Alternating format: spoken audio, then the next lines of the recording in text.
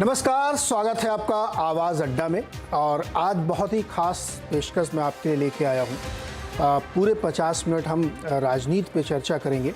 और राजनीति में ये जो चालू वर्ष है 2023 और 2024 राजनीति की दृष्टि से बहुत ही महत्वपूर्ण है, क्योंकि इस साल 9 या 10 राज्यों के चुनाव होंगे और अगले साल लोकसभा के चुनाव होंगे। तो पॉलिटिकल लैंडस्केप को समझना और बहुत सारे जो घटनाएं हमारे आसपास हो रही हैं उनको समझना, मतदाता के मानस को समझना और लोगों के वोटिंग पैटर्न बिहेवियर को समझना, ये सब मैंने सोचा कि इस साल की शुरुआत में हमें करना चाहिए, क्योंकि राजनीतिक दृष्टि से महत्वपूर्ण है ही है। और चूँकि पॉलिटिक्स ही सब कुछ तय करती है, तो देश के लिए भी बहुत ज़रूरी है कि इस विषय को समझा जाए।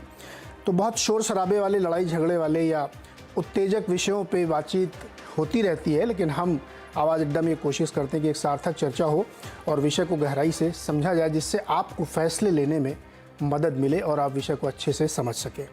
तो इसलिए आज हमने दो बेहद खास मेहमान बुलाए। मैं आपसे उनका परिचय कराता हूँ। आप मुझसे परिचित होंगे, लेकिन विशेष परिचय भी आज आपको मैं कराऊंगा उनसे। हमारे साथ हैं एक्सिस माई इंडिया के चेयरमैन और मैनेजिंग डायरेक्टर प्रदीप गुप्ता जी। आप इनसे परिचित होंगे। जितने भी एग्जिट पोल्स आप देखते हैं उसमें हम लोग अंग्रेजी में कहते हैं बैंग ऑन, एकदम सटीक, वो प्रदीप जी की जो कंपनी है एक्सिस माई इंडिया उसके रहे हैं। और इसके साथ ही हमारे साथ अभय दुबे जी हैं, प्रोफेसर हैं विश्वविद्यालय अम्बेडकर में, उनसे ही बातचीत होगी। प्रदीप जी के बारे में कुछ चीज़ें लोगों को इसलिए बता दूं मैंने कि क्यों मैंने चुना कि मुझे प्रदीप जी से बात करनी, बड़ी रिक्वेस्ट मैंने उनसे की और उन्होंने मेरी रिक्वेस्ट मानी। इसके लिए बहुत धन्यवाद सर आपका। देखिए, जब हम लोग एग्जिट पोल्स देखते हैं या पोस्ट पोल, प्री पोल, तमाम तरह की सर्वे देखें, तो वो जो डेटा इकट्ठा होता है ना, उसमें थॉट्स को आप डेटा के कन्वर्जन के रूप में देखते हैं और उससे बहुत सारी चीज़ें समझ में आती हैं हम लोगों के। तो प्रदीप जी की जो कंपनी है उसने अब तक 60 एग्जिट पोल किए हैं, जिसमें से 56 बैंग ऑन रहे हैं, यानी 100% सही पड़े हैं वो। अब इतना बड़ा सक्सेस रेट जो 93-94% बैठता है, ये अपने आप में एक रिकॉर्ड है। और इस रिकॉर्ड को समझने के लिए हार्वर्ड विश्वविद्यालय में अध्ययन भी हो रहा है कि इतनी ये क्या प्रणाली है, कैसे गुप्ता जी ये कमाल करते हैं कि बिल्कुल सही बैठते हैं, और वो लोकसभा का हो, विधानसभा का हो, किसी भी तरीके के चुनाव हो। और इसके अलावा बहुत सारे विषयों पे व्यू भी है इनका। तो हमने सोचा इनसे बात की जाए। और अभय जी को तो आप जानते हैं, विश्वविद्यालय में पढ़ाते हैं, कई सारी किताबें लिख चुके हैं और बहुत ही गहरी समझ राजनीतिक और सामाजिक विषयों पे है। प्रदीप सर, बहुत बहुत स्वागत है आपका CNBC आवाज़ पर। तो जैसा कि मैंने कहा कि 2023-24 के राजनीतिक मंच को समझने की हम कोशिश करेंगे। प्रदीप सर, शायद आपका अनम्यूट कर लीजिए, म्यूट है मुझे लग रहा। आवाज़ आ रही प्रदीप जी आपको मेरी? नहीं, आपकी आवाज़ बिल्कुल मुझे आ रही है। क्या मेरी आवाज़ आपको आ रही है? बिल्कुल सर, एकदम परफेक्ट है। शुरुआत करते हैं सर। तो दो ही मेहमान हमारे साथ हैं, 50 मिनट का बढ़िया अपने पास पर्याप्त वक्त है, विस्तार से समझेंगे, चीज़ों को समझने की कोशिश करेंगे। प्रदीप सर, 2023 और 2024 राजनीति की दृष्टि से बहुत ही महत्वपूर्ण साल है। और अभी ठीक 1-2 महीने पहले भी बहुत ही ज़बरदस्त नतीजे आए हैं 3 राज्यों के, और उन 3 राज्यों के भी अपने अपने लेसन्स हैं, वो भी मैं आपसे समझूंगा। तो शुरुआती सवाल बिल्कुल जिसको कहते हैं मदरहुड क्वेश्चन है कि इस वक्त की राजनीति पर क्या टिप्पणी है आपकी?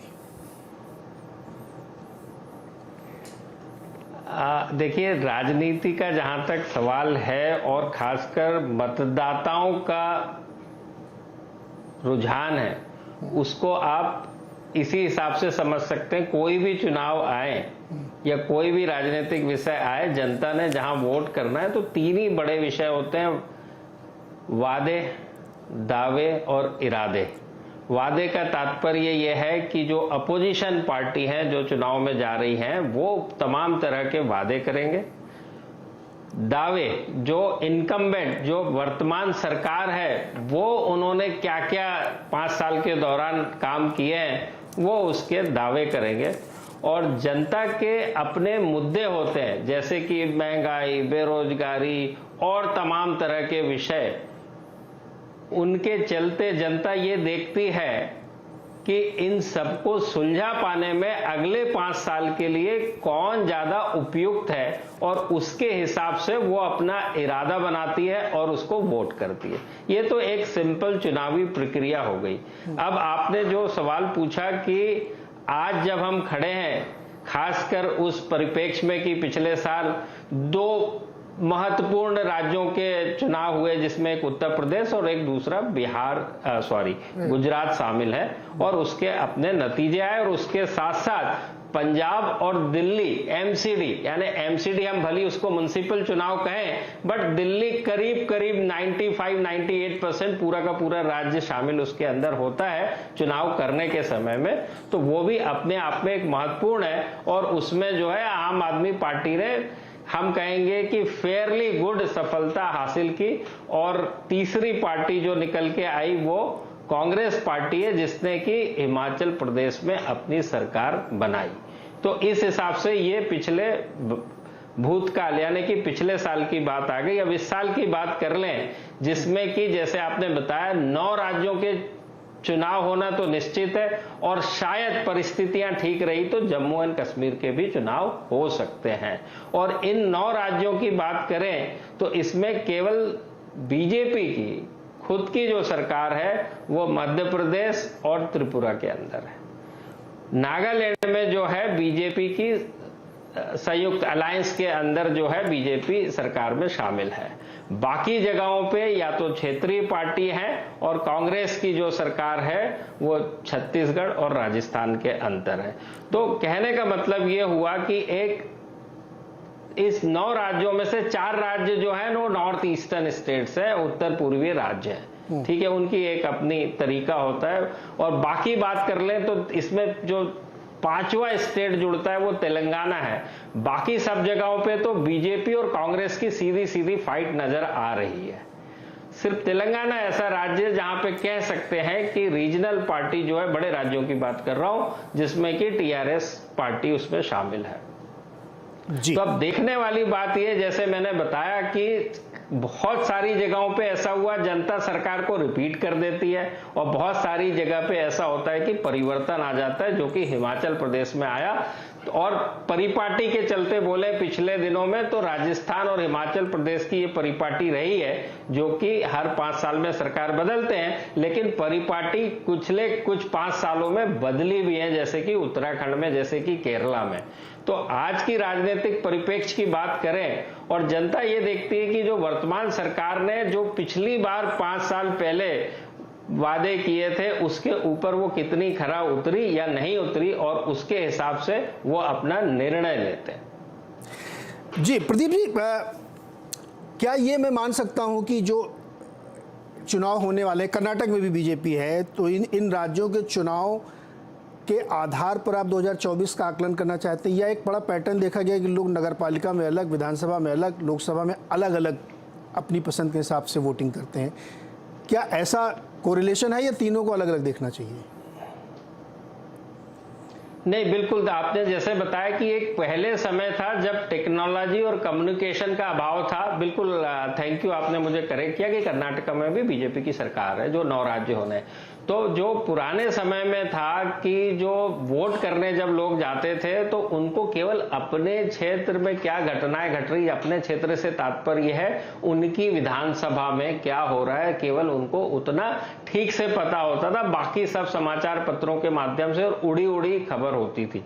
लेकिन आज के टेक्नोलॉजी के जमाने में आप देखेंगे पिछले 10 सालों में, 10 से भी ज्यादा सालों में 10% ऐसा हुआ है केसेस में 2 या 3 राज्यों में आप देखेंगे कि हंग असेंबली आई है, वरना जनता ने जिसको भी जिताया पूरे शिद्दत के साथ जिताया। इसका क्या मतलब होता है? इसका मतलब ये होता है कि जनता को ये पता है यदि हम आज राज्य सरकार का निर्णय कर रहे हैं, मैंडेट कर रहे हैं या वोट कर रहे हैं, तो उनसे किन विषयों की अपेक्षा करनी चाहिए और उनका मूल्यांकन जो है किन विषयों पर करना चाहिए। जब राज्य सरकार के चुनाव होते हैं तो महत्वपूर्ण बातें होती हैं, रोड, बिजली, पानी, शिक्षा, स्वास्थ्य और राशन संबंधित, और उसके साथ किसानों से संबंधित सुविधाएं और व्यवस्थाएं, और उसके अलावा जो हमेशा से मुद्दे होते हैं जनता के, इसके अलावा मुद्दे होते हैं जैसे कि आप हमेशा ये पाएंगे कि महंगाई है, बेरोजगारी है, इस तरह के तमाम मुद्दे होते हैं, गवर्नेंस के मुद्दे हैं, लॉ एंड ऑर्डर के मुद्दे हैं, इस तरह के मुद्दे होते हैं।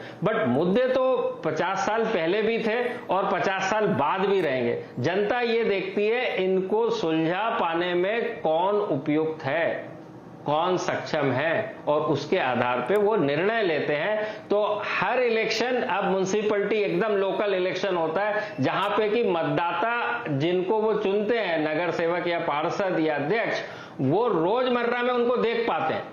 तो उनकी व्यवस्थाएं भी अलग है कि गार्बेज कलेक्शन, गार्डन, इससे संबंधित सारे ट्रैफिक, इससे संबंधित विषय होते हैं। तो विषय भी अलग है, नेता भी अलग है, और उसके आधार पर वो निर्णय लेते हैं। लोकसभा की बात रह गई तो वो एकदम अलग है। तो आज के समय में सभी चीजों पे उसके बहुत सारे उदाहरण आपको दिल्ली के लोकसभा इलेक्शन, दिल्ली के विधानसभा में जो आप देखते हैं और दिल्ली के एमसीडी में जो देखते हैं, बिल्कुल अलग अलग रुझान आते हैं और करीब 1-2 साल के बीच में तीनों इलेक्शंस होते हैं।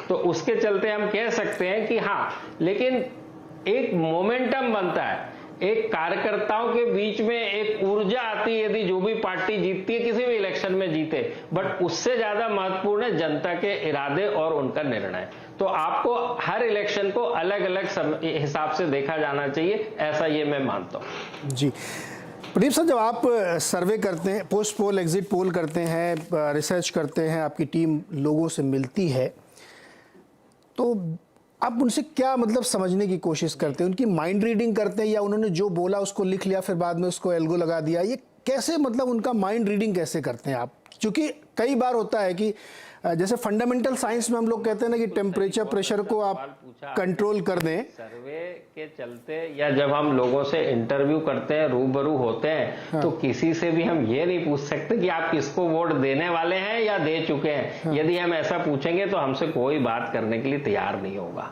हाँ। हम सबसे ज्यादा पूछते हैं, भाई आपके प्रमुख विषय कौन से हैं, मुद्दे कौन से हैं, क्या समस्याएं हैं आपको, और इन समस्याओं के समाधान के लिए कौन उपयुक्त लगता है और कौन इसका जिम्मेदार है। यदि ये समस्याएं आज व्याप्त हैं तो आपको क्या लगता है इसके लिए कौन जिम्मेदार है? तो जब आप समस्याओं की बात करते हैं तो जनता के साथ आपका, हमारे सर्वे की 3 विषय होते हैं। सबसे पहले तो रीच का तात्पर्य यह है कि सही जगह पर हम पहुंचे, राइट सैंपलिंग। सर्वे में सबसे बड़ी चीज है सैंपलिंग, जो रिप्रेजेंटेटिव हो, प्रतिनिधित्व करे। जो हम 100 लोगों से बात करने वाले हैं, उस 100 लोगों के अंदर सही अनुपात में जातिगत समीकरण, सही अनुपात में जेंडर का, सही अनुपात में एज ग्रुप और लार्ज स्केल तक ऑक्यूपेशन और रूरल और अर्बन, इन सही चीज विषयों का समावेश इस सैंपलिंग में हो तो हम उसको कहते हैं रीच। जब आप रीच हो गए तो सेकंड है कनेक्ट। आप उससे कितने अच्छे से कनेक्ट हुए, तो जो इनसाइट है, वो जो धारा प्रवाह है जो उनके दिमाग और मन के अंदर है, वो बात आपके लोग जान सकें, उसको कहते हैं कनेक्ट। और जो बातें उन्होंने बताई है, तीसरा विषय अंडरस्टैंडिंग। तो रीच, कनेक्ट, अंडरस्टैंडिंग, इन 3 विषयों के आधार पर हम उनसे जुड़ते हैं, समझते हैं और उसका आकलन करके किसी नतीजे पे पहुंचते हैं कि यहां पर कौन जीत सकेगा और कौन सरकार बना सकेगा। प्रदीप सर, एक और छोटा सवाल। तो आपकी इस बात से मैं ये समझ पा रहा हूं कि एक तो मुद्दे और ट्रस्ट फैक्टर। नीरज जी, आपकी आवाज कम आ रही है मुझे। अभी सुनाई दे रहा सर? प्रदीप जी, मेरी आवाज आ रही है? कम ही आ रही है अभी। मैं शायद माइक देख लीजिए। हाँ, मैं ठीक कराता हूँ। मैं थोड़ा जोर से बोलने की कोशिश करता हूँ कि आपकी बात से मैं ये समझ पा रहा हूँ कि 2 बहुत महत्वपूर्ण चीजें, एक तो इश्यूज क्या हैं और दूसरा ट्रस्ट फैक्टर। अब उस ट्रस्ट फैक्टर को कई लोग चेहरा भी कह सकते हैं, पार्टी भी कह सकते हैं कि कौन आपके उन प्रॉमिसेस को पूरा कर सकता है। इसी पे तय होता है सारा खेल। नीरज जी, सॉरी, मुझे मैं सर रिकनेक्ट करता हूँ, मैं ठीक कराता हूँ सर। दुबे जी, आपके पास आता हूँ। आपको मेरी आवाज आ रही है सर? दुबे सर जी आ रही, बताइए। तो अगर हम इस 2023 के चुनावों को एक सेमीफाइनल के तौर पे मान के चलें और अभी जो हाल में 3 चुनाव हुए उनको भी हम देखें, तो क्या ये आपको ऐसा लगता है कि एक ऐसी सिनेरियो बनती जा रही है जहां पे एक तरफ बीजेपी है और दूसरी तरफ अलग अलग लोग, कहीं पे बीआरएस होगी, कहीं पे सपा होगी, कहीं पे कांग्रेस होगी, कहीं पे और कोई होगी, ये स्थिति बन चुकी है पूरे देश में क्या? नहीं, भारतीय जनता पार्टी तो लंबे अरसे से एक दल महाप्रबल की स्थिति में है। इसको आप डोमिनेंट पार्टी सिस्टम बोलते हैं। वो डोमिनेंट पार्टी सिस्टम जो कभी कांग्रेस के लिए बात कही जाती थी, वो बात आज आसानी से भारतीय जनता पार्टी के बारे में कही जा सकती है। हालांकि कांग्रेस का जो डोमिनेंस था, कांग्रेस की जो प्रबलता थी, वो भाजपा से भी बड़ी प्रबलता थी, क्योंकि उसको राष्ट्रीय आंदोलन की पूरी जो विरासत थी वो प्राप्त थी कांग्रेस को। इसलिए वो देश के हर हिस्से में कांग्रेस प्रबल थी।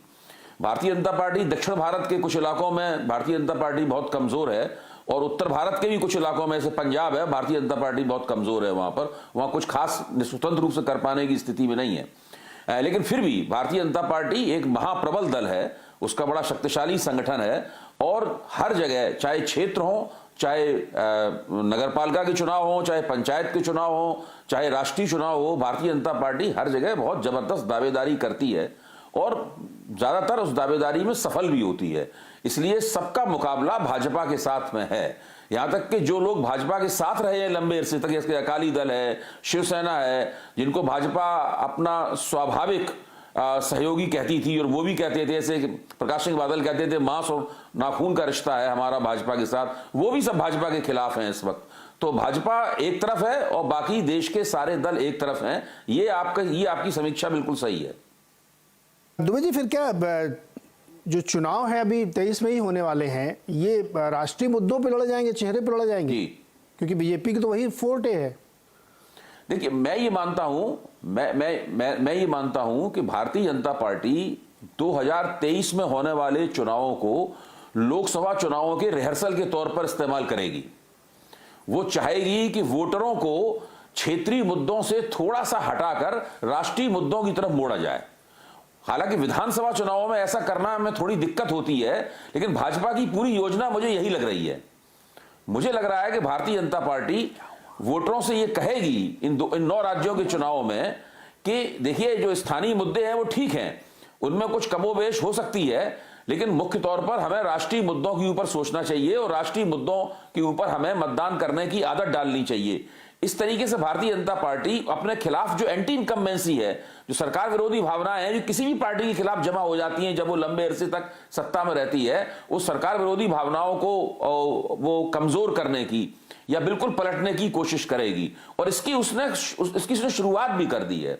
देखिए, 1 दिसंबर में जब हम सब लोग ये सोच रहे थे कि हिमाचल प्रदेश में कौन जीतेगा, या गुजरात में कौन जीतेगा, या दिल्ली की जो महानगर पालिका है उसमें कौन चुनाव जीतेगा, उसमें भारतीय जनता पार्टी इस बात में व्यस्त थी कि किस तरीके से G20 की जो अध्यक्षता मिली है नरेंद्र मोदी को, और भारत को मिली है अध्यक्षता, उस अध्यक्षता को चुनावी दृष्टि से कैसे राष्ट्रीय मंच पर पेश किया जाए।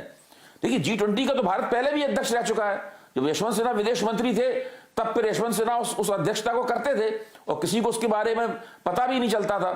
तो इस वक्त नरेंद्र मोदी ने सारे देश के अखबारों में आर्टिकल लिखे, खुद अपने नाम से उनके आर्टिकल छपे, सारे स्मारकों के ऊपर होलोग्राम प्रोजेक्ट किए गए, लाखों करोड़ों सेल फोन के अंदर संदेश भेजे गए, भाजपा ने सरकार ने पूरे पेज के विज्ञापन छपाए।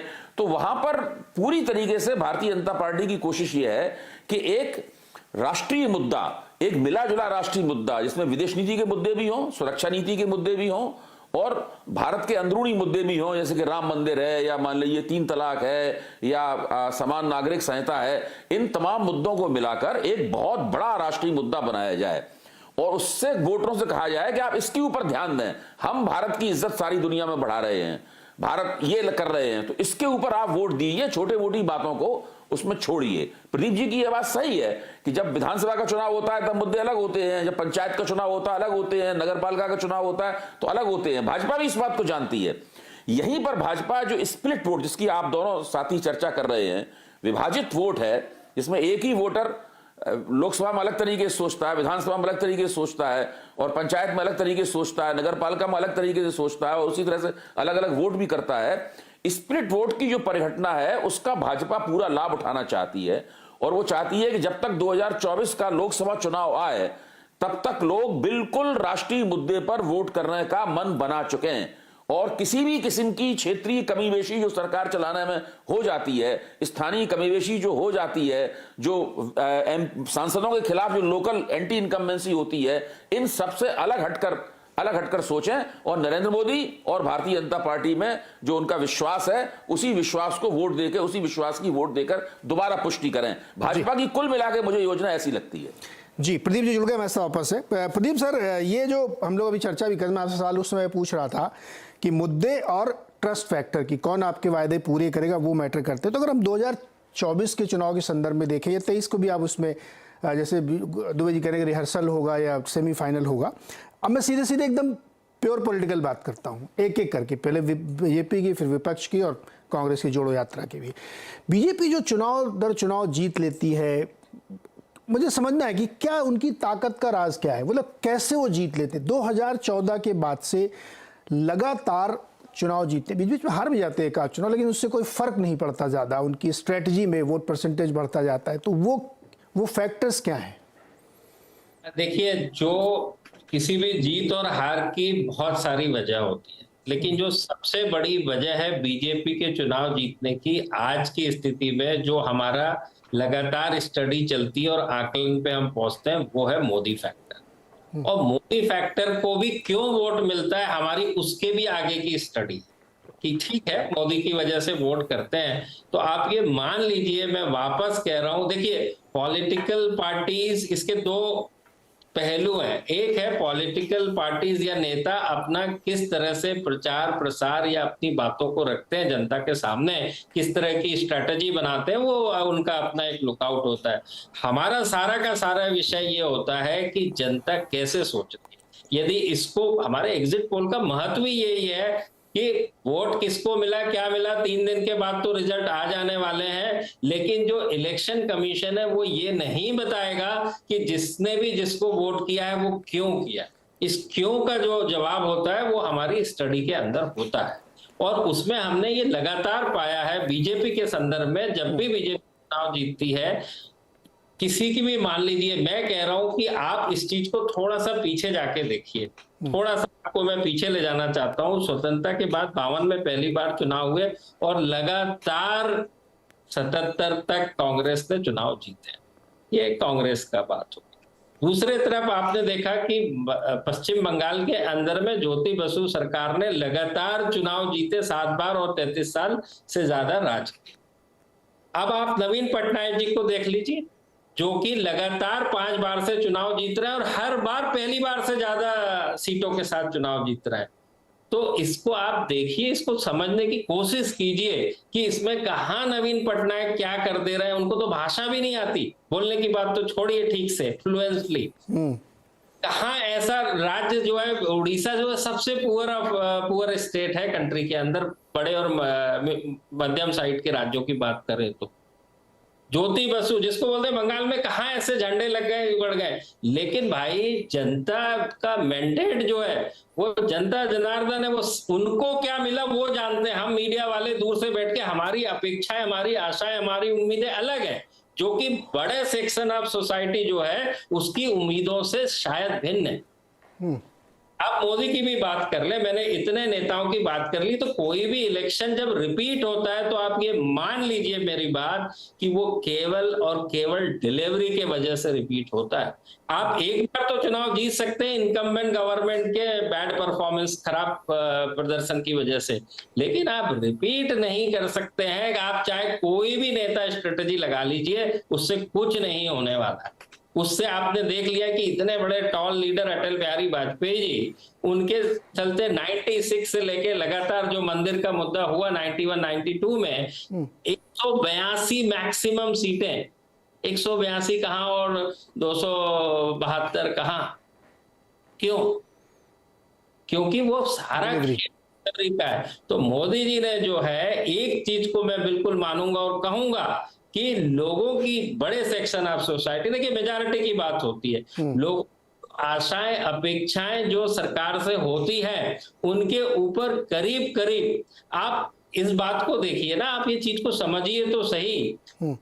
75 साल होने पे आए हैं, अभी भी लोग ओपन डेफिकेशन यानी कि खुले में शौच करते थे। नल से पानी, इंडिया को समझ लीजिए 70% जनसंख्या रूरल है। जब मैं रूरल कह रहा हूं तो 6 लाख गांव की बातें कर रहा हूं, और अर्बन 30% है, वहां 6500 सिटीज और टाउन है, 6500 सिटीज एंड टाउन। तो 70% जो 100 वोट पड़ते हैं, 33 तो वोट ही नहीं पड़े। यदि 66% वोटिंग हुई, 66 पॉइंट समथिंग, तो 33 तो वोट नहीं पड़े। उस 66% में 80% रूरल का है। रूरल का जीवन है, उनका जो जीवन व्यापन है, वो बड़े स्तर के ऊपर सरकार के ऊपर निर्भर है। चाहे उनको स्कूल जाना है तो सरकारी में जाना है, स्वास्थ्य के लिए तो सरकारी, घर में पानी आना है यदि आ रहा है तो सरकारी। जितने किसानों से संबंधित, जब रूरल की बात कर रहे हैं तो अगेन वो एग्रीकल्चर के ऊपर डायरेक्टली और इनडायरेक्टली डिपेंड है।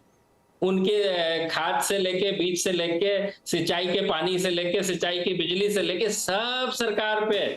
तो साहब, सरकार से जब उनका जीवन ही निर्भर डिपेंड है, तो वो सरकार में यदि डिलीवरी सरकार में जो भी है वो ना करें तो कहां से वो। गैस कनेक्शन कितनी बड़ी चीज है, पहले से इंदिरा आवास योजना है, लेकिन मोदी जी ने आके ये किया कि भैया ज्वाइंट तो कम से कम महिला को करना है। एक महिला के नाम पे घर हो जाता है, आप उसकी सेटिस्फैक्शन का अंदाजा लगा सकते हैं। हम संपन्न परिवार की महिला के नाम पे यदि घर हो तो उसके संतुष्टि का आप अंदाजा लगा सकते हैं। करेक्ट। तो ये जो सारी डिलीवरी का फिनोमेना है, और के चलते बीजेपी जो है सेंट्रल जब बनाती है तो सेंट्रल से मतलब है मोदी जी सेंटर पॉइंट है।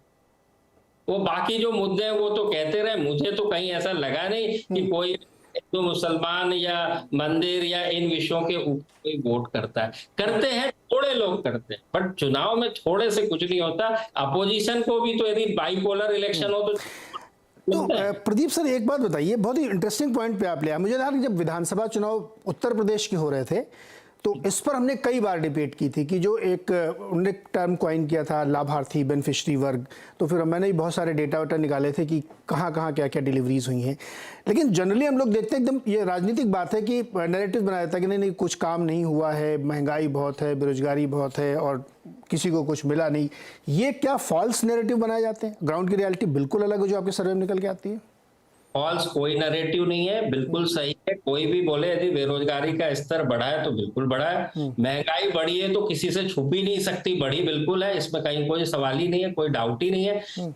ये दो बातें, इसमें 1% का जो कोरोना का मिसमैनेजमेंट हुआ है सभी स्तर के ऊपर, वो भी एविडेंट है। बट सवाल ये आता है, जनता बहुत होशियार है, बहुत समझदार है कि मैं जब वोट करने जा रहा हूं तो ये मुद्दों को कौन ज्यादा निपटारा कर पाने में सक्षम है। अरे आप अपने घर का देख लीजिए, यदि आपके घर में यदि किसी को मुखिया चुनना है और आपको बोला जाए कि भाई सब लोग अपनी अपनी राय बताइए, आप ये बिल्कुल मानेंगे कि जो सक्षम है सब, भली उसकी उम्र में वो छोटा भी होगा कई बार, और खासकर आज के जमाने में ऐसा देखा गया जिसकी उम्र 60-70 साल हो गई है, अमूमन पुराने जो प्रथा थी वही मुखिया होता था। बट आज की डेट में भाई जो कमाई ला रहा है, जिससे पेट चल रहा है, लोग उसकी बात सुनते हैं, भली खुले दिल से ना कहें, बट हकीकत यही है। ह्यूमन साइकोलॉजी ऐसे ही काम करती है। ओके, डिलीवरी महत्वपूर्ण है और कहीं कहीं पे अगर कुछ चीजें हैं तो उसको लोग देखते हैं कि कौन पूरा कर सकता है। अगेन वो फैक्टर आता है जहां पे ट्रस्ट और फेस आता है। दुबे जी, आप के हिसाब से बीजेपी की सबसे बड़ी स्ट्रेंथ क्या है जो 2024 में इससे पहले अब तक प्ले होती हुई आ रही है? और गुप्ता जी कह रहे हैं कि डिलीवरी बहुत महत्वपूर्ण है जिसको लोग इग्नोर कर देते हैं।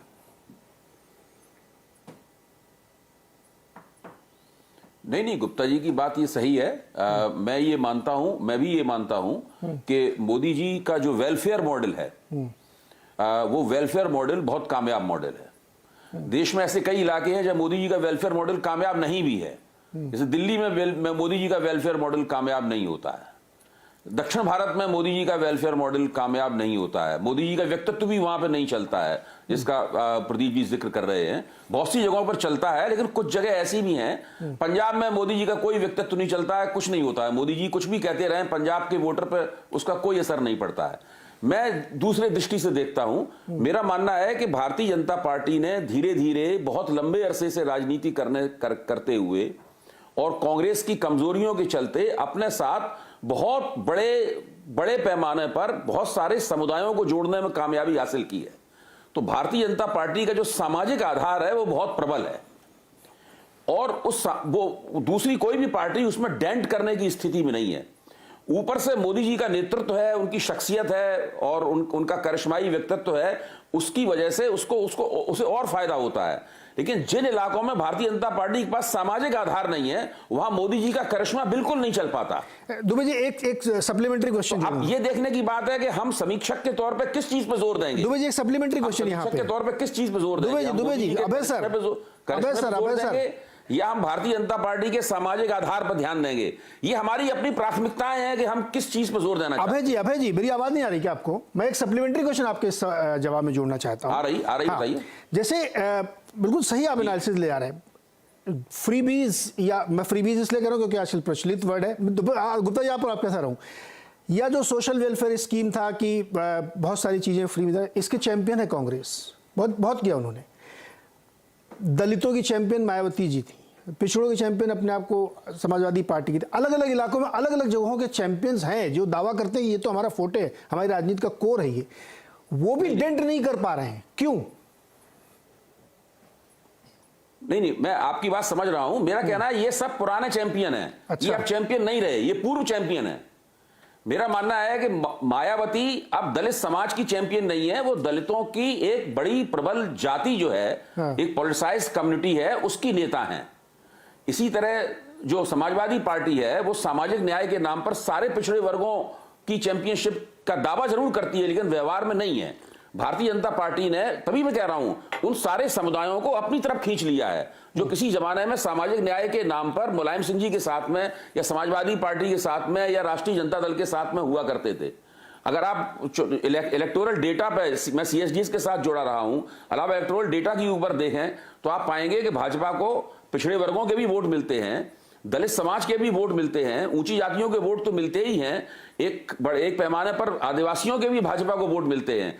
तो जब किसी पार्टी के साथ में मतदाता मंडल का इतना बड़ा हिस्सा जुड़ जाता है, उसके बाद में उसको हराना बहुत मुश्किल हो जाता है। फिर उसके पास एक कुशल नेतृत्व भी हो, एक अच्छा संगठन भी हो, एक संसाधन संपन्न पार्टी भी हो, आर्थिक संसाधन भी बहुत प्रबल हो, और एक जीतने की बड़ी प्रबल इच्छा भी हो, वो लगातार सत्ता में भी है। आप मोदी जी का इतिहास देखिए, मोदी जी कितने लंबे अरसे सत्ता में, 12 साल से ऊपर गुजरात में सत्ता में रहे, उसके बाद से लगातार केंद्र में सत्ता में है।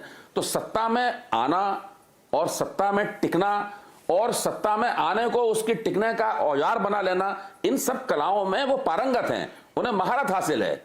अब हम सवाल इस बात का है कि उसको हम मोदी के करिश्मे का नाम दे रहे हैं, जरूर देना चाहिए, मैं उससे इनकार नहीं कर रहा हूं। कोई ना कोई खास बात तो है ही, तभी एक आदमी इतने दिनों सत्ता में है। लेकिन हमें यह भी देखना चाहिए कि वो करिश्मा, हमारी समीक्षा तब बेहतर होगी, हमें देखना चाहिए वो करिश्मा कहां काम करता है और कहां काम नहीं करता है। जी गुप्ता जी, हाँ आपके पास आ रहा हूं मैं। ये आप तंज में कह रहे थे, ये आप सचमुच कि नहीं कुछ तो है। देखिए, कोई आदमी लगातार जीत रहा है, एक्सपैंड हो रहा है, तो कुछ तो होगा ना उसके अंदर। गुप्ता जी प्लीज।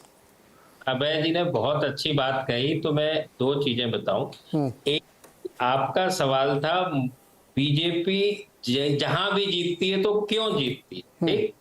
उसका जवाब दिया, क्यों जीतती है, ठीक है, मोदी जी की वजह से जीतती है। अब दूसरा सवाल आता है कि तमाम साउथ के राज्यों में कर्नाटक को छोड़ दें और जैसे दुबे जी ने बताया कि पंजाब को छोड़ते हैं, तो देखिए उसका भी कारण बताया। वो मैं बहुत अच्छा विषय है कि वहां क्यों नहीं जीत रहे और वहां क्यों जीत रहे, बहुत ही अच्छा।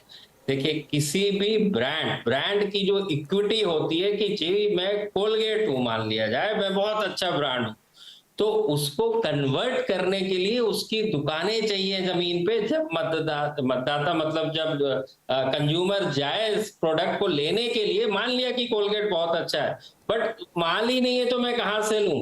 तो अब तमिलनाडु, केरला, आंध्र प्रदेश और पंजाब के अंदर बीजेपी का संगठन का कुछ भी नहीं है। बीजेपी आज तक, यही मैं कहता हूं कि पॉलिटिकल पार्टी में जैसे सब मुझसे सवाल पूछते हैं कि आम आदमी पार्टी गुजरात के परिप्रेक्ष्य में क्या होगा, आप पंजाब का देखिए कि 2013 से उन्होंने अपनी पॉलिटिकल जर्नी चालू की। 4 सांसद भी जीते, 14 में, 17 में मालवा में से ही केवल वो 21 सीटें जीते, जिसमें से पूरी की पूरी मालवा से आई है। तो प्रदेश के अंदर भी पहुंच में टाइम लगता है। बीजेपी 80 से जर्नी चालू करके 2 सीटों से 96 में 182 सीटें की लेने की स्थिति में आई थी। तो साफ समय लगता है उसके अंदर, और बीजेपी जहां जीत रही है, जहां पे उसका संगठन है। रह गई बात पंजाब की, पंजाब में कभी बीजेपी थी नहीं, हमेशा से अकाली दल के साथ उनका संगठन था और कांग्रेस के साथ उनकी फाइट होती है। तो जहां पे आपका संगठन नहीं होगा, क्योंकि और डिलीवरी की जहां तक बात है और संगठन की जहां तक बात है, तो उससे वहां बेहतर राज्य सरकार की सरकारें जो जनता पाती की ज्यादा बेहतर डिलीवरी कर रही है, एक बात। दूसरा, जब मोदी जी है तो ठीक है, लेकिन जब चुनाव के दिन जब बटन दबाना है तो संगठन के लोग ही उनको वोटिंग मशीन तक लेके जाते हैं। तो ऐसा कैसे हो सकता है कि आप कोई आ ही नहीं रहा, यहाँ पे है ही नहीं, और मैं उसको वोट दे दूं, और जो सामने मेरे खड़ा है जो दिन और रात जुड़ा हुआ है उसको मैं वोट ना करूं? तो ये सवाल है इन सारे राज्यों का जहां मोदी का करिश्मा या जादू नहीं चलता है, क्योंकि वहां संगठन की जरूरत है। करिश्मा अकेले से, ब्रांड इक्विटी से कुछ नहीं होगा जब तक कि आपकी दुकानें नहीं होंगी उसको कन्वर्ट करने के लिए। करेक्ट। इस आपका जो सवाल था बीजेपी क्यों जीतती है, तो naturally I asked told you कि क्यों जीतती है। नहीं, बिल्कुल सही। तो ये स्ट्रेंथ जिसमें आपने बताया डिलीवरी है, ट्रस्ट फैक्टर है, फेस है, और जीतने की जीवट है, बहुत ही ज़बरदस्त इच्छा है जो बाकी दलों में नहीं दिखती। भाई ये भी तो एक मेहनत का भी तो परिणाम होता है। जो दुबे जी कह रहे हैं कि 24/7 साल में 375 दिन, 10 दिन और पता नहीं कहाँ से आते हैं, उसमें वो पॉलिटिक्स करते हैं, दिन में 26 घंटे काम करते हैं। ये हम लोग जी जी बोलिए। दूसरा कोई काम नहीं करते, एक काम चुनाव की जिनकी जिम्मेदारी है, बस केवल और केवल चुनाव, सुबह दोपहर शाम रात 365 दिन। एक्चुअली तो ये अपने आप में कमेंडेबल है। मैं ये नहीं कह रहा हूँ कि किसी को छुट्टी नहीं लेनी चाहिए, लेकिन इसको भी आप इग्नोर नहीं कर सकते, परिणाम देती है। तो अब हम लोग चलते थोड़ा सा दूसरी तरफ भी आए, क्योंकि एक पार्टी हो इसको हमने समझा। अब मुझे सर ये बताइए, आप गुप्ता जी आपसे शुरू करते हैं कि ये जो कांग्रेस की इस समय स्थिति है, जोड़ो यात्रा भारत जोड़ो यात्रा लेके चल रहा है, इसका कुछ लाभ होगा, इनको कुछ फायदा होगा? और इस समय या पिछले 8, 10, 12, 15 सालों से इतनी बुरी स्थिति में क्यों है कांग्रेस? आप मुझसे पूछ रहे हैं या? जी जी जी, आपसे फिर दुबे जी से। अच्छा ठीक। देखिए, जहां तक कांग्रेस का सवाल है, तो कांग्रेस ने, जैसे हम सब जानते हैं, लोकसभा के संदर्भ में 60 साल तक तो राज किया, ठीक है, और पिछले 15 साल से लगातार गिरावट हो रही है। तो गिरावट का भी ये है कि दूसरे तरफ एक ऐसी पार्टी है जो पहले उस कांग्रेस की उस पोजीशन में स्थिति होती थी कि सब लोग एक तरफ और कांग्रेस एक तरफ, और वो लगातार चुनाव जीतते रहे, जैसे मैंने पहले भी बताया। अब सवाल है कांग्रेस का रिवाइव। आपने जैसे बोला भारत जोड़ो यात्रा है वो, तो मैं आपको बता दूं, आजादी के समय से ये पहली बार है जो कांग्रेस का शीर्ष नेतृत्व जो है जनता के बीच जाके जुड़ रहा है। जब तक आप जनता को समझे नहीं, उनकी आशाएं, अपेक्षाएं, उनकी समस्याएं, अभिलाषाएं, तो आप किस बात के नेता हैं भाई? आप किस बात के नेता हैं? अब जाके कांग्रेस ने ये रियलाइज किया है कि ये बहुत बड़ा गैप था। आप चाहे नेहरू जी से ले लीजिए और आज तक कांग्रेस में ले लीजिए, जो स्तर पे जुड़ाव होना चाहिए, जो घर घर जाके और हर लोगों से मिलना चाहिए और समझना चाहिए, उनकी जो पृष्ठभूमि है कांग्रेस की, जो बड़ा जो है सर्वे सर्वा गांधी परिवार हमेशा रहा, बट कोई कॉमन मैन की तरह नहीं है। वो हमेशा एक सो कॉल्ड वीआईपी की तरह से उन्होंने जीवन जिया है। तो हम उनसे उम्मीद नहीं कर सकते कि एक कॉमन मैन की समस्याओं को वो समझे, कॉमन मैन के जीवन को समझे, जीवन शैली को समझे, जो कि अब राहुल गांधी कर रहे हैं। और कोई भी एक मेहनत करते हैं, कोई भी एक पेड़ लगता है तो उसके फल देने का अपना एक समय होता है। आप मेहनत कर रहे हैं तो उसका मुझे लगता है कि फल तो जरूर मिलेगा, लेकिन उसका मतलब ये नहीं है कि कल मेहनत की और आज आप चुनाव जीत जाएंगे। ये मैं नहीं कह रहा हूं। मैं कह रहा हूं उसका जरूर फायदा कांग्रेस को होगा। अब कब होगा और कितनी कंसिस्टेंटली लगातार आप काम करते रहते हैं, जैसे किसी भी चीज में बोलते हैं ना कि कितने कंसिस्टेंटली आप ये काम को कर रहे हैं, तब तो आपको परिणाम मिलेगा। क्या इसमें यह भी होता है कि समय काल परिस्थितियों के हिसाब से आपकी मेहनत का क्वांटम और मेहनत का नेचर भी तय करता है? जैसे अब परिस्थितियां इतनी बदल गई हैं। अब देखिए, अभी हाल फिलहाल की जो भारत जोड़ो यात्रा है उसमें उत्तर प्रदेश में कितना घमासान मचा हुआ, कौन साथ है कौन नहीं है, छोटा भाई बड़ा भाई, आपने चिट्ठी लिखी नहीं लिखी, मिली नहीं मिली, मतलब पता नहीं कितना कितना बवाल हो गया। तो ये सब भी आने वाले समय में आपको इसको भी मैनेज करना ही पड़ेगा। नहीं, ये मैं वापस कह रहा हूं, जब भी आपसे मैं बात करूंगा मैं केवल और केवल जनता के नजरिए से करूंगा। नेता जो करते हैं वो करते रहे भाई, उनका काम है, बहुत अच्छा काम करते हैं। जनता ऐसे सोचती है भाई मुझे क्या दे रहे हो आप बताओ, मेरी चीजों को क्या समझ रहे हो, मेरे लिए क्या परिवर्तन लेके आ रहे हो आप सामने? यदि आप अपोजिशन में हो, जैसे मैंने कहा ना, वादे करते हैं, तो आप बताइए ना मुझे मेरे लिए क्या ला रहे हैं, मैं आपको क्यों वोट करूं? आपने ये बड़ा फ्रेज सुना होगा, ये मैं नहीं कह रहा, हर बच्चा बच्चा जानता है, सुनते हैं हम लोग, कभी चुनाव के संदर्भ आता है जी 5 साल में अब आप आ गए एक बार, इसके पहले तो कहीं नजर नहीं आए। ये शब्द सुना होगा, तो पूरा का पूरा चुनाव का जो मर्म है वो इसी एक डायलॉग के अंदर लगा हुआ है, जितनी मैंने बातें की है। तो अब नेता जो करते हैं वो करते रहेंगे, उसके ऊपर मैं कभी कोई समीक्षा करता नहीं। मैं ऐसा मानता हूँ वो जो भी कर रहे हैं बहुत अच्छा कर रहे हैं। ओके, अभय दुबे जी, भारत जोड़ो यात्रा से क्या लाभ होने वाला है? जी देखिए, मैं तो शुरू से आपके मंच पे भी और दूसरी जगहों भी कहता रहा हूं कि इस यात्रा एक जनसंपर्क अभियान कार्यक्रम है जो पार्टी की और नेताओं की छवि को दुरुस्त करने के लिए आयोजित किया जाता है, उसको बेहतर करने के लिए आयोजित किया जाता है। इसका लाभ ही होता है हमेशा। अब बहस इस बात पे होती है कितना लाभ होगा और उस लाभ का प्रकार क्या होगा, कितना विस्तार होगा उस लाभ का। तो इसके बारे में अभी कुछ नहीं कहा जा सकता। अगर फायदा होते देखना हो तो मुझे लगता है कि राहुल गांधी की इस यात्रा का कांग्रेस को, राहुल गांधी को व्यक्तिगत रूप से और प्रकारांतर से विपक्ष की राजनीति को मुझे काफी फायदा होता हुआ दिखता है। अब सवाल यह है कि इस फायदे की चुनावी अभिव्यक्ति क्या होगी।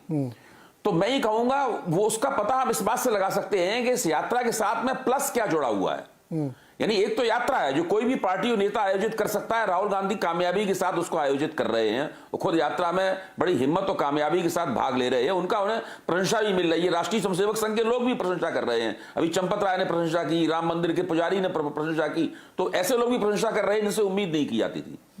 लेकिन अब प्लस क्या है, सवाल यह है कि उस यात्रा के पहले, यात्रा के बाद, यात्रा के दाएं बाएं उनका संगठन कितना काम करता है, इस यात्रा के लाभों को टिकाने की वो कितनी कोशिश करते हैं, वो कितने लचीलेपन से अपना गठजोड़ बनाते हैं। वो कर्नाटक उसकी परीक्षा कर्नाटक के चुनाव में हो जाएगी, उसकी परीक्षा कुछ उत्तर पूर्व में भी हो सकती है। तो ये बहुत महत्वपूर्ण बात है कि हमें अपनी निगाह वहां रखनी होगी कि इस यात्रा के साथ प्लस क्या जुड़ा हुआ है।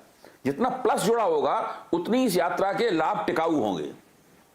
जी, छोटा सा ब्रेक लेना है सर, मुझे कुछ सेकंड का ब्रेक है, तुरंत लौट के आते हैं, इस चर्चा को आगे बढ़ाते हैं। बड़े दिलचस्प मोड़ पे आई है। एक सवाल मेरे मन में और है जो मैं गुप्ता जी से और दुबे से दोनों से पूछूंगा कि चुनाव में कई बार क्या अक्सर होता है कि जैसे उन्होंने कहा था कि समुदायों को बहुत जोड़ रखा है बीजेपी ने, तो कई बार मैनेजमेंट भी इसमें असर करता है कि चुनाव के समय आपने क्या क्या तरीके अपनाए, क्योंकि ये बात हर चुनाव में देखी जाती है कि अलग अलग प्रकार के समुदायों के गठबंधन, अलग अलग प्रकार के समीकरण, इसमें फिजिक्स, केमिस्ट्री, मैथ, पता नहीं क्या क्या मिला दिया जाता है, जो परिणाम में बहुत सीरियस इम्पैक्ट डालते हैं। जैसे भारत जोड़ो यात्रा में जिस वजह से समाजवादी पार्टी या बीएसपी या दूसरे कतरा रहे हैं, कन्नी काट रहे हैं, वो एक वर्ग है जिसको एड्रेस करना चाहते हैं राहुल गांधी, तो उससे डर है उनका। तो इस पर बातचीत करेंगे छोटे से ब्रेक के बाद।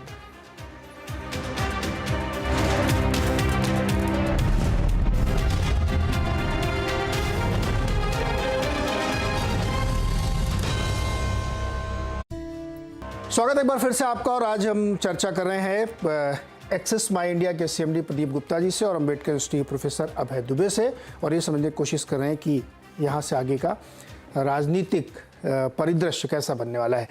प्रदीप जी, हमने ब्रेक से पहले काफ़ी चर्चा की बीजेपी के बारे में, मुद्दों के बारे में, नेता के बारे में, लेकिन आसन्न चुनाव के समय अगर ये सवाल मैं न पूछूं कि कहाँ क्या समीकरण भी फिट बैठते हैं तो चर्चा अधूरी रह जाएगी। बताइए, बहुत जगहों पे जैसे हमने कहा ना, अलग अलग समीकरण ये लोग बना लेते हैं, कहते हैं कि मैथ से ज़्यादा केमिस्ट्री जरूरी है। तो जैसे यूपी में सपा बसपा मिलकर भी कुछ नहीं कर पाए, कांग्रेस और सपा मिलकर भी कुछ नहीं कर पाए, तो ये थोड़ा समझाइए। देखिए, हर प्रदेश का, भारत की यही सुंदरता है कि हर प्रदेश में सामाजिक और राजनीतिक समीकरण जो है वो एकदम अलग अलग है। पहले तो बहुत ज्यादा अलग भी है कई जगह पे, तो कई जगह पे सिमिलरिटी, बट वो सिमिलरिटी बहुत कम जगह पे है। जहां तक समीकरण की बात रह गई, तो चुनाव के संदर्भ के अंदर भारत के अंदर जाति का बड़ा रोल है, क्योंकि इतनी सारी जातियां, और मेरा ऐसा मानना है, जब मैं लोगों से मिलता हूं, बात करता हूं, जातिवाद की बात करता हूं, तो सब लोग कहते हैं, और उसपे मुझे बिल्कुल सत्यता लगती है कि साहब आप मुझे ये बता दीजिए कि यदि मेरा जो विधानसभा है वो वहां पे पवार जाति बहुत ज्यादा होती है, तो वहां पे नेचुरली पवार जाति के ही दोनों पार्टियां जो है ज्यादा करके प्रतिनिधि को, तो बोलते हैं यार मेरी जाति का आदमी यदि खड़ा है, जो मुझे समझता है, मेरी भाषा को, मेरी संस्कृति को, मेरी जरूरतों को, तो मैं उसको वोट क्यों ना करूं? और बिल्कुल सही, उसमें दिक्कत क्या है?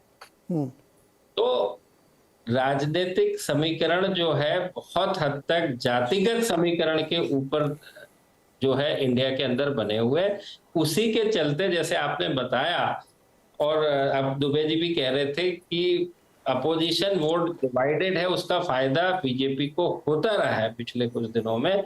लेकिन आप 19 के, खास 14 में बिल्कुल वैसा हो, 19 के चुनाव में देखिए कि सपा और बसपा उत्तर प्रदेश में मिलके आते हैं, इससे बड़ी तो कोई फोर्स नहीं होती। लेकिन बीजेपी ने फिर भी 51% वोट हासिल किए और 64 सीट 80 में से की। दूसरे तरफ बड़ी जो चीज निकल के आती है वो है कर्नाटक के अंदर लोकसभा 19 के चुनाव में। वहां पर भी जो है जेडीएस और कांग्रेस ने गठबंधन किया।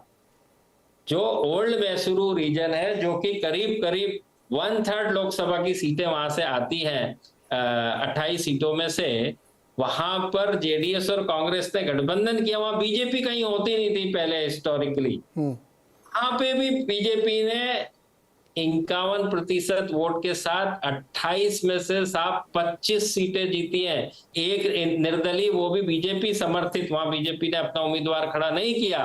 कहने का ये कि 28 में से 26 सीटें कर्नाटक के अंदर। इसका मतलब समझ रहे हैं आप? केवल एक सीट जीती जेडीएस ने, अपने देवेगौड़ा साहब की खुद की, उनके परिवार के लोग हार गए, कुमार स्वामी के बेटे हार गए, और एक सीटें कांग्रेस ने जीती बेंगलुरु रूरल की।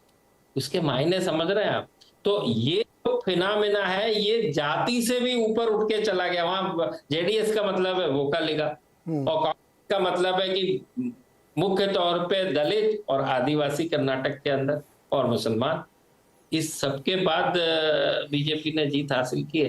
तो जो जातिगत समीकरण है वो बहुत मायने रखते हैं, और इसी के चलते आप देखेंगे कि उनका, चाहे लालू प्रसाद यादव जी हो, चाहे मुलायम सिंह यादव हो, चाहे मायावती हो, सभी के सभी किसी ना किसी जाति से आ रहे हैं। अब आप बहुत कम ये पाएंगे कि जो पहले समय में होता था ब्राह्मण और ऊंची समाज से ज्यादा प्रतिनिधित्व आता था, अब वो विषय नहीं है, क्योंकि रिप्रेजेंटेशन कम है। वो गुजरात में जब बोलते हैं कि हिंदुत्व की प्रयोगशाला है, लोग कहते हैं बीजेपी, उसका सबसे बड़ा कारण ही यही है कि आदिवासी, दलित और मुसलमान मिलके केवल 30 है।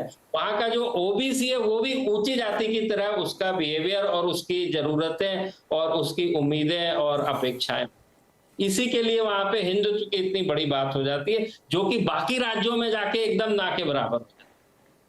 जी दुबे जी, ये सवाल मेरा आपसे भी यही था कि जो आपने समुदायों के समीकरण बताया, लेकिन उसमें मैं एक और इसके ऊपर एक पॉलिश सवाल और जोड़ता हूँ। बहुत बड़ा बदलाव हुआ है समाज में, सामाजिक बदलाव हुआ है लोगों की सोच में, लोगों के रहन सहन में।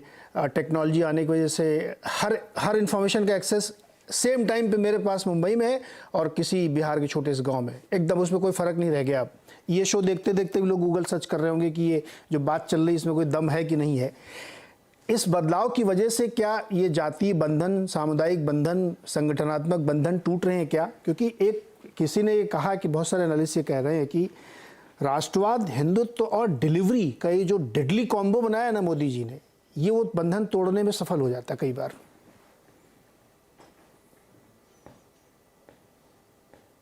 वाजपेयी जी, आपकी आवाज थोड़ी टूट कर मेरे पास पहुंच रही है, फिर भी जितना मैं समझ पाया हूं मैं उसका जवाब दूंगा। आपकी ये बात सही है कि समाज तेजी से बदल रहा है, और पिछले 1990 के बाद में भारतीय समाज में बहुत परिवर्तन हुए हैं। जो जाति की जकड़ थी वो भी कमजोर हुई है, और जातियां दरअसल समुदायों में बदल गई हैं। अब जैसे कि मान लीजिए राजस्थान में जाट रहते हैं, पश्चिमी उत्तर प्रदेश में जाट रहते हैं, हरियाणा में जाट रहते हैं, पंजाब के सिख भी जाट हैं, लेकिन वो दरअसल एक जाति की तरह व्यवहार नहीं करते, वो 4 अलग अलग तरीके से व्यवहार करते हैं। उनका राजनीतिक व्यवहार अलग अलग तरीके से होता है। बिहार के यादव, उत्तर प्रदेश के यादव अलग तरीके से व्यवहार करते हैं, मध्य प्रदेश के लोधी और उत्तर प्रदेश के लोधी अलग तरीके से व्यवहार करते हैं। तो मैं समझता हूं कि ये जातियों का लोकतंत्र न होकर समुदायों का लोकतंत्र बन गया है, और भारतीय जनता पार्टी ने इस परिस्थिति को बहुत अच्छी तरीके से समझा है। और उसने समुदायों को अपने साथ जोड़ने की बड़ी ही कुशल राजनीति अपनाई है। ये राजनीति पहले भी अपनाती थी, 60 के दशक में जब जनसंघ था तब भी वो लोग इस राजनीति को करते थे, लेकिन मोदी जी के आने के बाद में इस रणनीति के संचित परिणाम खुद मोदी जी के प्रयासों से भारतीय जनता पार्टी को मिले हैं। वो ऐसे नेताओं को पर सावधानी से निगाह रखते हैं जो उनके साथ जुड़ सकते हैं, उन नेताओं को अपने साथ जोड़ते हैं और नेताओं को जोड़ने के बाद में फिर उस समाज के साथ भी काम करते हैं, उस समाज में से अपने विचारधारा में दीक्षित तत्वों को आगे बढ़ाते हैं ताकि वो नेता अगर छोड़ के चले भी जाएं तब भी वो समुदाय उनके साथ जुड़े रहें। ये जो भाजपा की सामुदायिक राजनीति है ये बहुत विशिष्ट है और इसको हम सब समीक्षकों को और अनुसंधानकर्ताओं को विशेष तौर पर ध्यान देना चाहिए। ये कांग्रेस की नीति से भी अलग तरह की नीति है। जब कांग्रेस बहुत बड़ा दल थी, प्रभावशाली दल थी, उससे भी अलग तरह की नीति है। ये एक भारतीय लोकतंत्र में जन गोलबंदी, चुनावी गोलबंदी करने का एक विशिष्ट आयाम है जो कि भारतीय जनता पार्टी ने विकसित किया है। इसका भी ठीक से पूरा अध्ययन नहीं हुआ है। जैसे जैसे अध्ययन होगा सामने तो हमें इसके परिणाम और भी नजर आएंगे। समाज बदल रहा है, उस बदलते समाज को किसके मुताबिक राजनीति कैसे की जाए, ये काम भारतीय जनता पार्टी कर पाने में कामयाब रही है। जी गुप्ता जी, एक सवाल जो मैंने अभी पूछा था, आप लोग ये कह रहे हैं ना कि लोगों के बीच में, जातियों के बीच में, मुझे इसमें लगता है कि जो बहुत छोटे छोटे समूहों के नेता हैं जिनको एक समय जोड़ के 30-40 दिनों का संगठन बनाओ और चुनाव जीत लो, वो सब इरेलेवेंट हो जाता है। कैसे? क्योंकि आप देखिए यूपी में खासतौर पर देखिए या बिहार में देखिए, बहुत सारे जो छोटे छत्र थे, 5-10, 2-4 सीटों के बार्गेन करते रहते थे, उनको उन्होंने इरेलेवेंट कर दिया है बड़ी पार्टीज ने, खासतौर पे बीजेपी ने, क्योंकि उन्होंने जो ये एक फार्मूला मैंने कहा था कि डिलीवरी है तो जिससे आम आदमी को जोड़ा, देश प्रेम और हिंदुत्व है जिससे आपको एक फील गुड दिया और आपको सेंस आइडेंटिटी दे दी, इसकी वजह से जो आपको जो जातीय नेता दिन भर आपको समझाता रहता था वो इरेलेवेंट हो जाता है। ये डेडली कॉम्बो बना दिया है क्या? नहीं, देखिए जो आपने कहा छोटे छोटे छत्रक, वो मैंने जैसे पहले बताया, टेक्नोलॉजी के समय में इंफॉर्मेशन यानी कि सूचना, लोगों को अब ये पता है कि यदि ये रोड बनी है तो इस रोड के लिए केंद्र सरकार ने बनाई है कि राज्य सरकार ने कि म्युनिसिपल, ये यदि पानी आ रहा है या तमाम सुविधाएं आ रही हैं तो उसके लिए कौन जिम्मेदार है। तो जो नेशनल लेवल के ऊपर राष्ट्रीय नेता जो भी बात कहते हैं वो भी उनके पास उसी शिद्दत से, बल्कि वो तो ज्यादा पहुंचती, बिकॉज ऑफ टेलीविजन माध्यमों पे राष्ट्रीय नेताओं का बोलबाला ज्यादा रहता है। सिर्फ क्षेत्रीय चैनल होते हैं जिसमें कि अंदर वो भी, उसमें भी जो प्रदेश की राजधानी है वहां पे जो नेता बैठे हैं उनका रहता है। तो अब जो लोकल क्षेत्रीय में भी क्षेत्रीय, जिसको हम बोलते हैं कि सब रीजनल जो नेता थे, अब उनका काम खत्म है। और वो भी जानती है जनता, मैंने कहा ना, उनको बड़ी होशियार हो गई, उनको पता है इनको वोट देने से मुझे किन किन चीजों का लाभ मिलेगा, और यदि मैं राष्ट्रीय लेवल के नेता या पार्टी को वोट करूंगा तो मुझे किन किन चीजों की सुविधाओं मिलने की उम्मीद है। तो ये तो परिवर्तन है, ये purely technology, thanks to technology. Okay, तो टेक्नोलॉजी, समाज, जाति, सब तमाम चीज़ों पे हमने चर्चा की और बहुत ही बढ़िया चर्चा रही। गुप्ता जी, एक छोटा सवाल है, ये मैं जाते जाते आपसे पूछना चाहता हूँ, ये आपके प्रोफेशन से जुड़ा हुआ है। कुछ लोग कहते हैं कि जैसे हम लोग जब करते हैं ना इस तरीके की चर्चाएं, अरे वो सर्वे का सैंपल बहुत छोटा बड़ा, इस तरह मेरे को लगता है कि छोटा और रिप्रेजेंटेटिव सैंपल अच्छा होता है या बहुत बड़ा सैंपल बना लो वो अच्छा होता है? क्या अच्छा होता है, मतलब बताइए कैसा सैंपल होना चाहिए? दोनों बातें हैं। जब हम, वो है तो रिप्रेजेंटेटिव, लेकिन मैं बताता हूँ कैसे। हाँ। आपका एक कोई भी प्रदेश ले लीजिए, चलिए मध्य प्रदेश ले लीजिए, मैं मध्य प्रदेश से आता हूँ, 230 सीटें हैं, ठीक है। हाँ। अब पहले समय में ज्यादा करके क्या होता था, क्योंकि बहुत सी लिमिटेशन थी, बहुत सी समस्याएं थी, तो क्षेत्रवार तरीके से हर रीजन से, यानी चंबल से, महाकौशल से, निमाड़ से, मालवा से थोड़े थोड़े वोट ले लिए जाते थे। और रिप्रेजेंटेटिव कुछ विधान 230 में से आप 1/3 कह लीजिए कि 50 सीटों के ऊपर कर लिया गया, जो कि सब जगह। अब हम लोग क्या करते हैं, और जो भी सैंपल साइज होता था, तो रिप्रेजेंटेटिव तो था वो डेमोग्राफिकली, बट ज्योग्राफिकली उतना बड़ा रिप्रेजेंटेटिव नहीं था। अब हम क्या करते हैं कि हम 230 की 230 विधानसभा में जा रहे हैं, तो ज्योग्राफिकली वो पूरा का पूरा रिप्रेजेंटेटिव हो गया, और डेमोग्राफिकली भी हम उस विधानसभा के हिसाब से भी कर रहे हैं। तो कहने आप 230 जगह जाएंगे, कितना ही छोटा सैंपल क्यों ना लें आप, यदि हर विधानसभा से 100 भी ले रहे हैं तो वो 23,000 का सैंपल, वो बहुत बड़ा सैंपल। परफेक्ट। तो keyword is representation, geographical, area wise, gender wise, income wise, caste wise, representation is the key, वो सर्वे सही होता है। बहुत बहुत शुक्रिया प्रदीप जी आपका और अभय जी आपका। मैं उम्मीद करता हूँ कि हम लोगों ने बहुत सारे विषय कवर किए और एक अर्थपूर्ण चर्चा करने की कोशिश की। ऐसे भी और चर्चाएं हम लोग करेंगे क्योंकि ये साल पूरा चुनाव से भरा रहेगा, तो बहुत मौके मिलेंगे। बहुत बहुत शुक्रिया हमारे साथ जुड़ने के लिए सर।